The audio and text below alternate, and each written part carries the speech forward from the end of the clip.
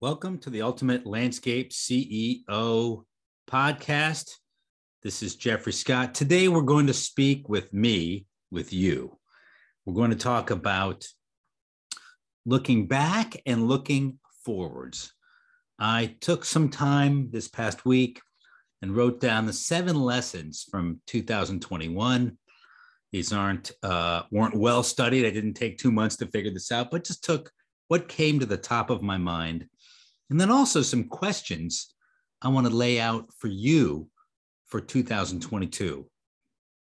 And so 2021, lesson 1, the PPP money does not fix your mistakes. Now, not all of you have mistakes that need to get fixed, but what I saw when I prepared for my financial masterclass, which I just held, is that many companies had much stronger balance sheets. Equity was up dramatically, but for many companies, profitability wasn't. On average, it was down slightly. Now, that's just an average, so many did better and many did not.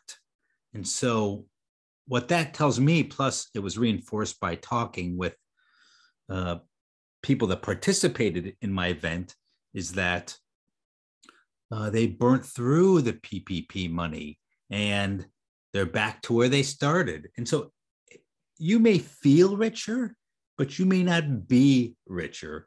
And you want to make sure that you weren't lulled into thinking, hey, everything's doing great here, especially with such an awesome economy. It's easy to think that you got smarter and you got better, when in fact things have changed around you and will change again. And so my advice or lesson here is, if you weren't doing great before, you need to buckle down and figure out how to improve your profitability and cash flow independent of your balance sheet.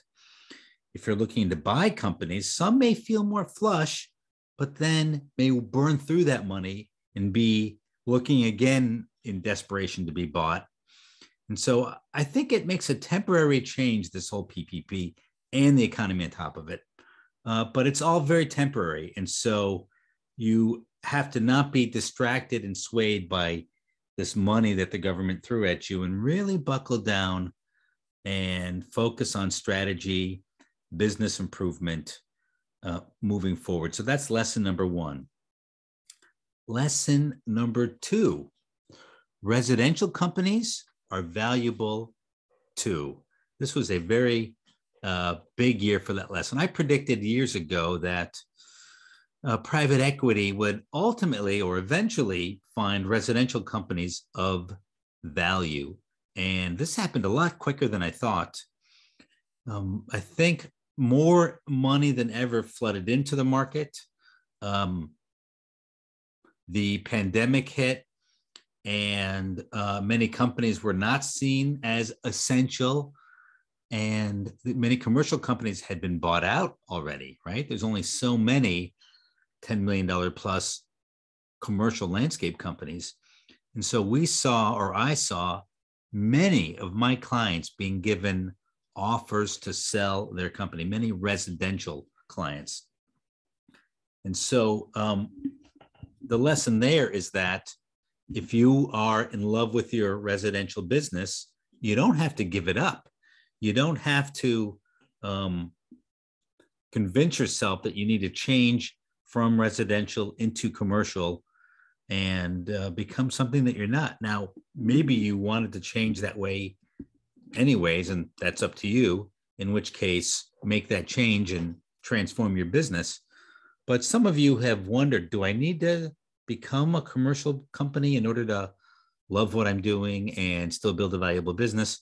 What we're seeing is no, money's coming in and looking at residential.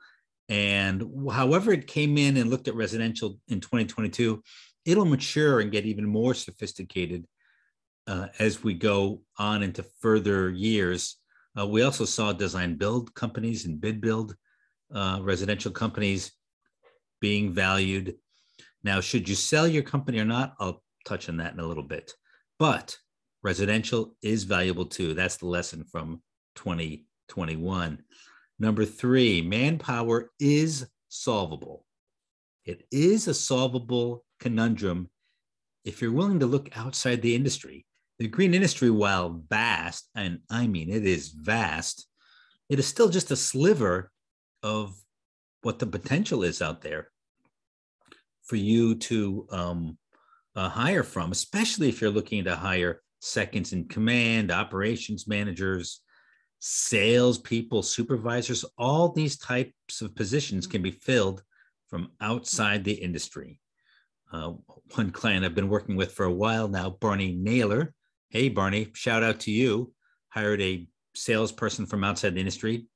The guy's a mini rock star in the making and willing to learn how the green industry works, but doesn't need to be this expert in order to be a great salesperson. You'll see that with seconds in command, where you'd really rather bring them from the outside if you're bringing in someone to sort of help you see things differently. Operations managers, the same, supervisors, and I would say even field people. There are many that decided to quit their office jobs and now want to get their dream job, which can mean working in the field. And so manpower is not easy. It has gotten harder, a lot harder when the Great Resignation happened. But there's also a solution to this. And part of it is looking outside the industry. That's lesson number three. Lesson four is related. That training can be solved and must be solved if you're going to grow your business. Training's such a big issue, right? And when you're over $10 million, you've got it figured out, you've got it solved. You don't obsess or worry about it. But small companies, micro companies, even larger companies, let's say larger $5 million companies, struggle with this issue. It's not an easy issue. There were solutions that came along online, and people tried those out, Greenius, etc. But you gotta, in order to become a destination company, which is what I wrote my book on, and something that you need to really master to get people to want to come work for you, training is part of that solution. Now, I've seen some nice innovative solutions in 2021. Dustin Wolf, a client of mine, I've known him for years, but he became a coaching client, a peer group client about a year ago. And we made some changes, and he has really put his brain power to use in making big decisions, gutsy decisions, rolling the dice, and has over doubled his business. And a big part of it was bringing training, not in-house, but hiring somebody out of house to come in on a full-time, part-time basis and set up a plan, run the plan. And it has become part of his destination company reputation. People want to work for him because he invests back in his people. And it has solved a big problem, because managers aren't always the best trainers. Just because you have knowledge does not mean by any stretch of the imagination that you know how to teach it. Heck, you've got to go to school to become a teacher, right? And so we make the mistake. The person knows it, they must know how to teach it. We make that mistake with Latinos. We make that mistake with almost everybody. And so tackling that issue is solvable. You can do it part-time. Sean Baxter, a longtime peer group member and off and on coaching client, has really gone gangbusters. And he just told me he broke through a magic number. You'll have to ask him what that number is.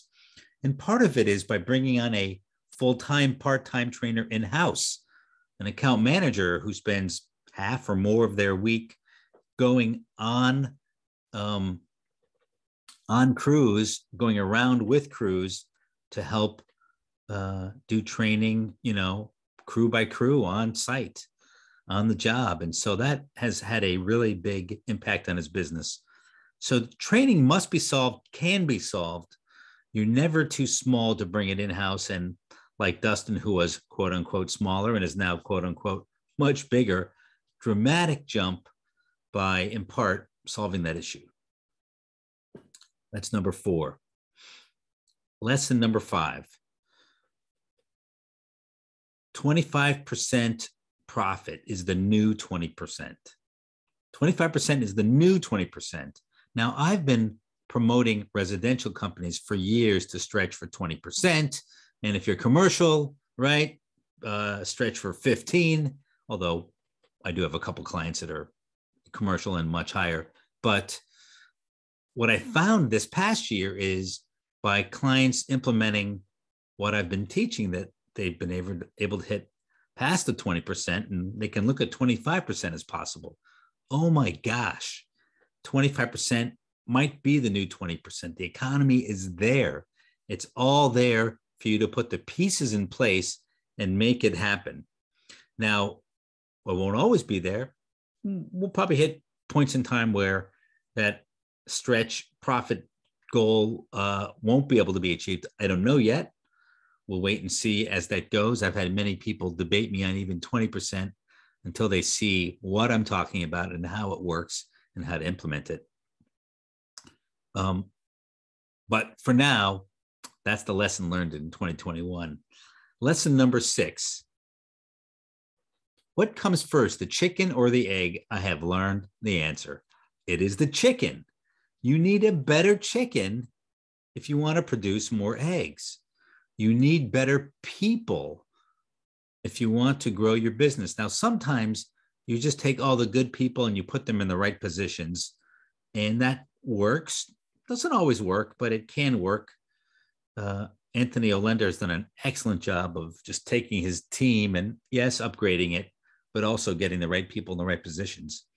But more often than not, you've got to be willing to invest in the right people that you may think you can't afford. You may think they're not in your budget. You may think, I would never pay that much for that position. And you would be wrong, because bringing in this better chicken is going to get you better eggs and more eggs. Invest in people comes before strong growth. The chicken comes before the eggs.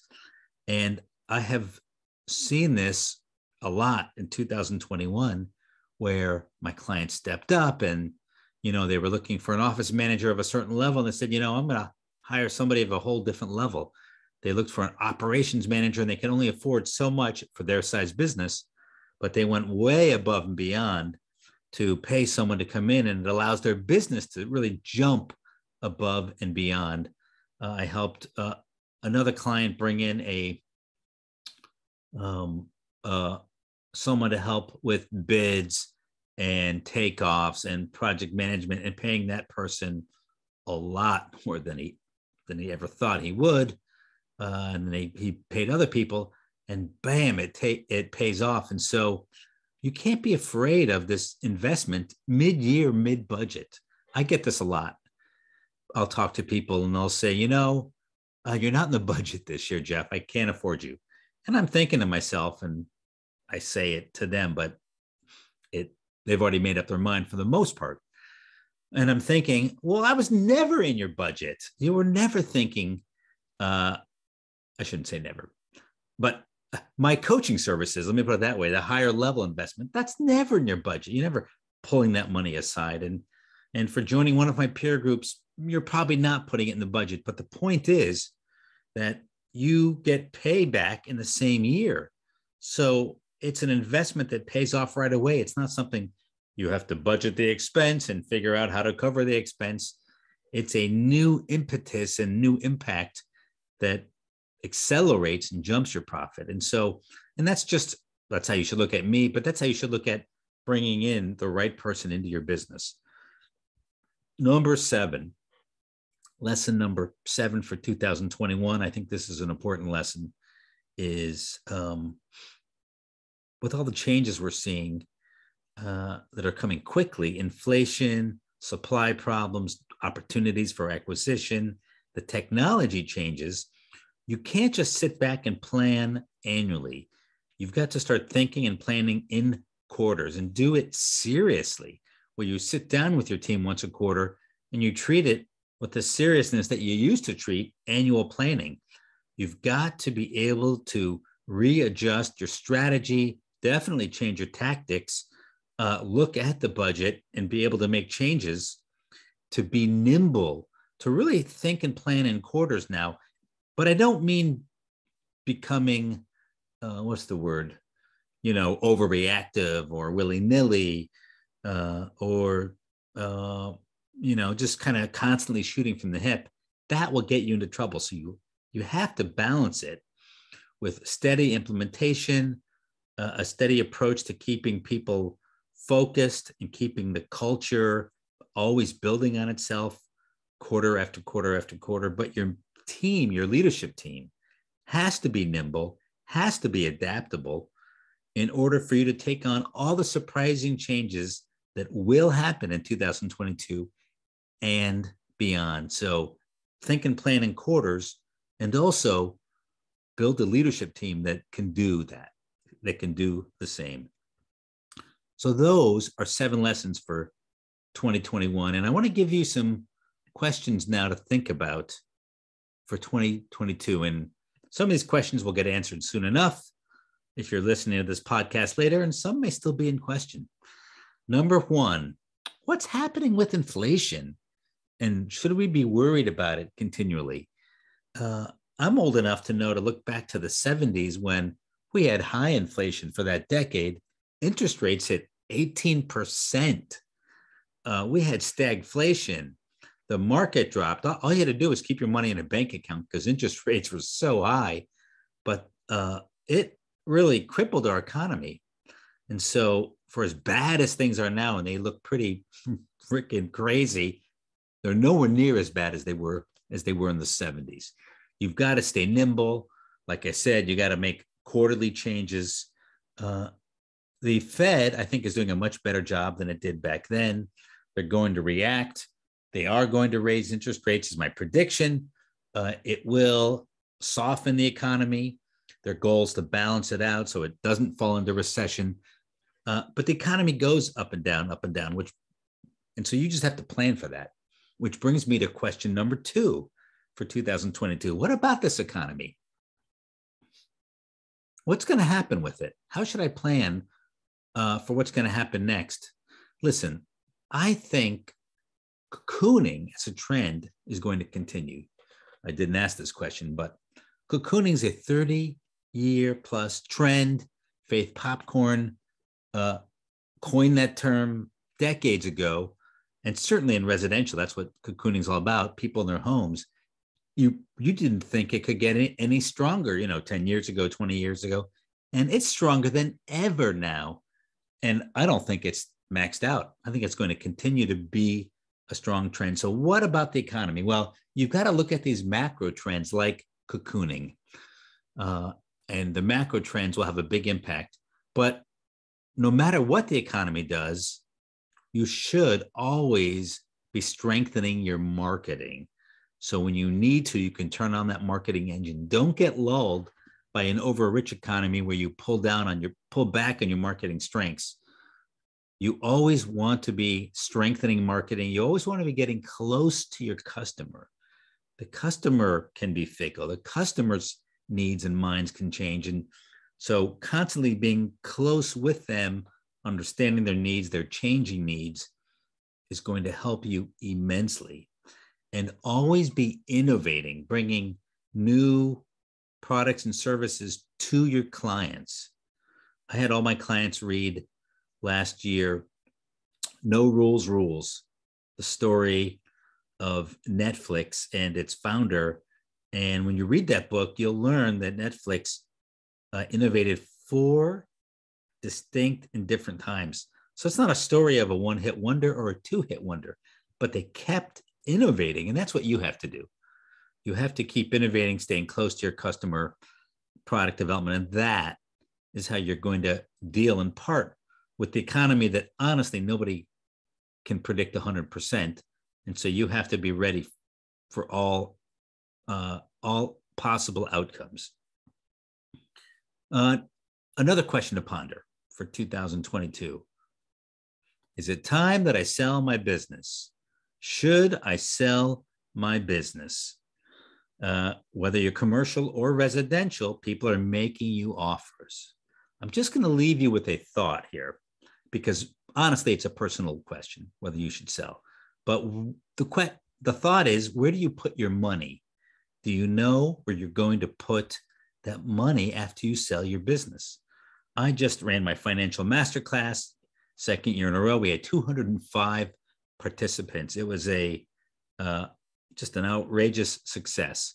And what I learned again is that people's owners' returns on an equity are quite high, way, way beyond what you can expect in any 1 year in the stock market. And, forget things like, oh, I invested in Bitcoin, look how much money I made. Well, do that year over year over year. That ain't going to happen.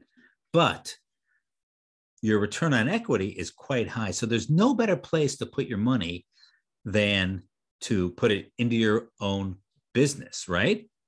Well, it's one thing to sell part of your business, but what are you going to do with it? And it's another thing to sell all your business, but what will you do with that money?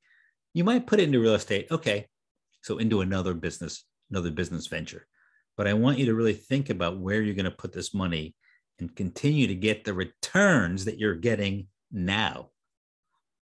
It's really something to think about as you think about your long-term plans for retirement, which brings me to my second to last question. When should you retire? What are your retirement plans? What's the deal there? Some people I speak with are thinking about working forever until their 70s and then think about retirement. I honestly think that's a little crazy because there's no succession planning really going on in those companies. Having said that, retirement is a concept that was really created around the idea of the government giving you, some retirement money when you hit 65, but life expectancy, I think when this was first thought of, I think it was like 67 or something. It's crazy that you are only expected to live for a couple of years on this government monies you were going to get. Retirement really doesn't, it was created and now people think now, all right, I can retire at 65, but that was created at a point where if you happen to live beyond life, close to life expectancy, here's some ways to think about your life. And now that life expectancy can be much later, what do you want to do for that next phase of your life? Do you really just want to sit around in Florida and do nothing? Okay, some of you do. It's almost like if you don't think about retirement, you're the crazy one. But I know plenty of people that love working, love what they do. They appreciate the cash flow, which has a different feeling of wealth, by the way, than money in the bank. And we can talk about that on a future podcast. Those are two different types of wealth. And but back to having a purpose. My dad, who's 85, he worked in some capacity in his old business, even as an advisor for many years beyond that. And it kept him, and he still is, very sharp, engaged. So I really want to answer this question, when should you retire, by giving you permission to come up with your own solution. Don't be swayed by what your friends are doing, what you think you should be doing there. There's plenty of ways to have your cake and eat it too, certainly as an owner, where you can work part-time, you can work full-time if you want, but not actually run the business. You could sell the business and still work full-time. A lot of opportunities there. And so I want you to get creative and dig deep in what you want out of life and what that means to you. People ask me, Jeff, when are you going to sell your business? When are you going to retire as a coach? And, I love what I do and it gives me freedom, but do I want to work a little bit less in the next couple of years and take a bit more time off? Sure. But I'm also learning how to be smarter at what I do and have bigger impacts with my clients in ways that makes me more efficient with them. So they still get the value out of, being in my community, and I'm bringing other people into my community to help with this. So I'm giving you permission to redefine retirement for you, what you want out of life. And what's the next? And now I want to move on to a couple other questions here. What happens, or two more questions really. What happens if the poop hits the fan, or if I hit a speed bump and I run into a problem this year? What should I do about it? Well, listen, if everyone's hitting the same speed bump, then it's a challenge for you. It's like a competition. How can you be smarter about your response? However, if it's a unique speed bump, unique to you, then it's really an opportunity to make changes that you needed to make anyways or want to make. Maybe somebody leaves who, gosh, you should have dealt with that person anyways. I'm working with a gentleman in Minnesota right now, and if he's listening, he knows that. I should have dealt with that anyways, and this problem hit, and now I can make the bigger changes that I needed to make and I should have made. So either way, it's an opportunity if you look at it like that. And I know that's cliche when I say that, but man, is it true? And when you embrace it, you feel like you are just on fire. And so, and really have this new opportunity that's just opened up in front of you. Always look at it like an opportunity. Lastly, what's the next step for my company in 2022? What am I going to do this year? The biggest weakness I've seen with all my clients I coach, when I take them through strategic planning, and there's a lot of weaknesses really. So this is one of the biggest weaknesses, is a lack of clear 3-year vision. Do they have their long-term? Yeah, most of them do. They can figure it out. Do they know what they want to get done this year? Sure. But can they create this real vivid, technicolor, multi-point strategy of where they want to be in 3 years? That I see as a weakness. That I will be writing about in the future, talking about on my podcast. That is your challenge, to make it so 3-dimensional, 4-dimensional even, that it empowers and lifts up not only you and your leadership team, but your whole company. So what's your next step for 2022? I think it's critical that you figure that out. And I think it's critical that you do so with a view to where do you want to be in 3 years. So there you have it. A few questions to ponder for this coming year, some lessons from last year. I'd love to see if you and I should work together, joining one of my high impact peer groups or one-on-one coaching. Go to my website. It's fairly new. Lots of tools there, lots of free tools there as well. You can learn more about me, how to work with me, and just tools to help you in your business. I like to give as much as I can. So there's a lot there for you. Look forward to meeting you this year. Be safe. Take care of your family, your friends. Take care of yourself. Most entrepreneurs I meet are so selfless that sometimes they just lose themselves and don't take care of themselves. So take care of yourself.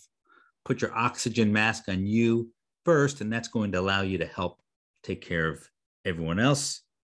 Have a happy new year.